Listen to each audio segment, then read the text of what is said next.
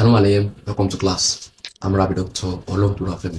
Today I'll be addressing the biblical Hebrew verb, and I will continue from where we started. We have been able to discuss the Hebrew verb, and we have discussed the definition.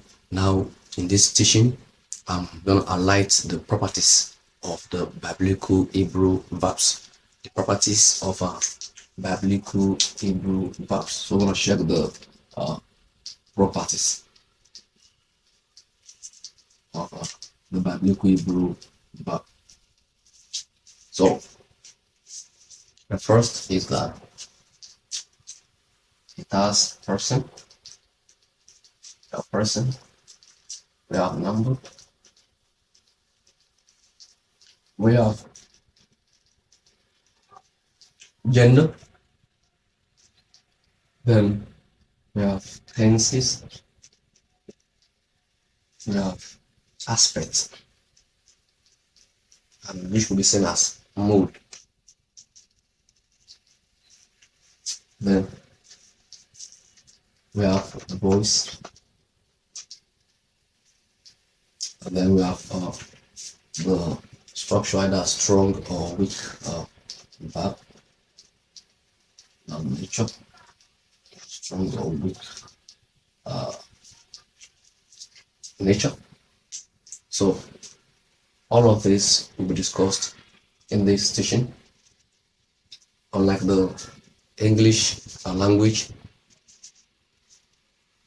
most of these items or the properties of biblical Hebrew verbs are a little bit different from the European language.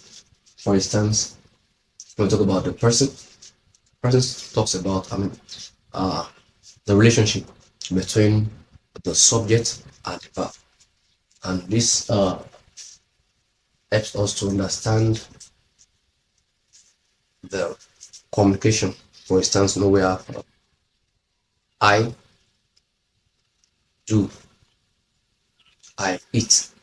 So that shows first person singular, and we have a good number of them. We have first person, we have second person, we have third person, and we have that's on the first item, of which I will dive into properly.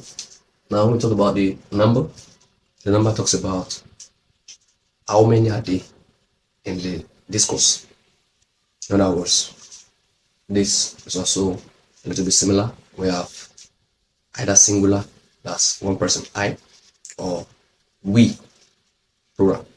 So it talks about the number of them subject in that particular discourse. All right. Then we have the gender. Now, gender here, we have three distinct genders in biblical Hebrew. We have the masculine, we have the feminine, and we have the common gender. The masculine, the feminine, and the common gender. And all of this also will also be addressed. Then we have the tenses. Tenses. We have tenses like present tense, and then we have past tense. So all of this will be discussed in a moment. Then we'll talk about the aspects, the mode. Then we have voices, and then the nature of the verb. Either we have strong and we have weak verb. So let's move to the first three. We have the person, number, agenda. So I'll try to discuss this three in a moment before moving to the rest.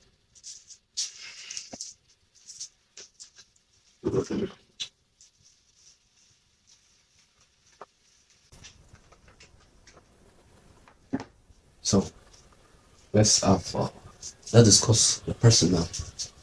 So for person, we have, for instance, it talks about the relationship between the verb and the speaker. So for instance, I ruled, or I ruled. That is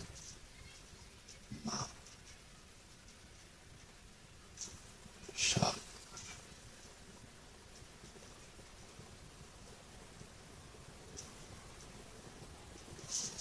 as mashalti, which means I wrote.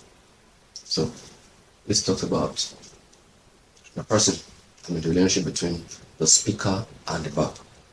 I speak, wrote, mashalti. Alright, so let's check for number now. So a number talks about either singular or plural. So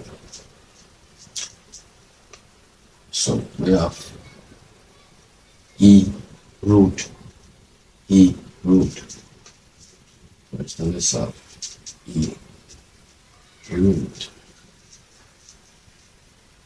Masha.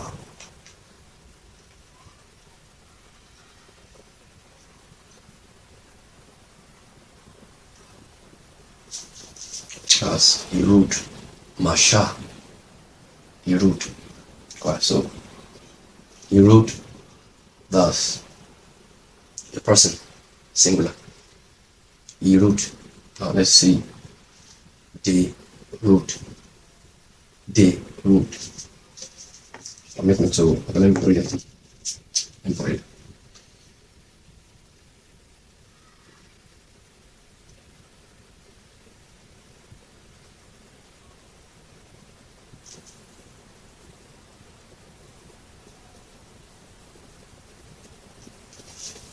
So this is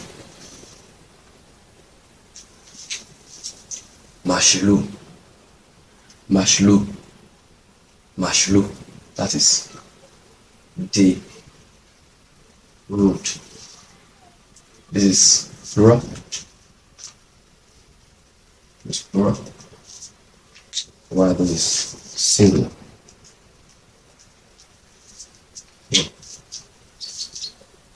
Masha is root, singular. Then Mashlu is the root. The root. E root. The root. Alright, so little space. Let me rub it off and talk about the gender. Talk about either feminine, masculine, or common. So before going there, the person, as I've said, talks about the either first person, second person, third person, and like so. Now this is first person talking here. This first person. Now when you check this, the root, Mashilu. So this talks about third person plural. So third person, right, is talking about first person. Alright. So let's quickly see the let's quickly move to the gender part.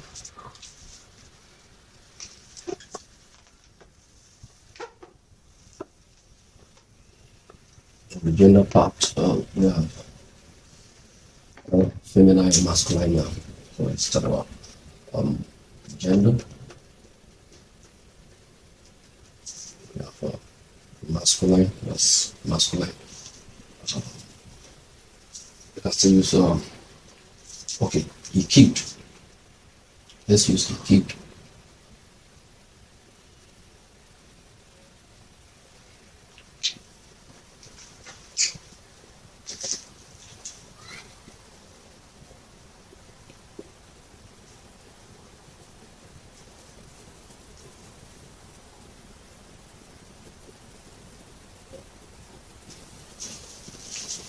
Well, harag, which means he killed. Harag. Alright, so let's have the feminine part. Feminine part. We have it as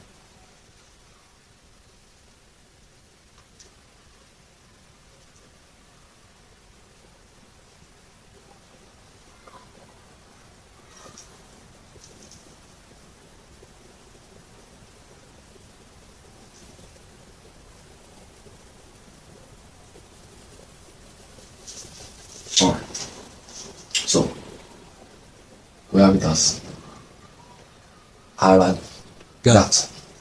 Haragat. So which means she killed. She killed.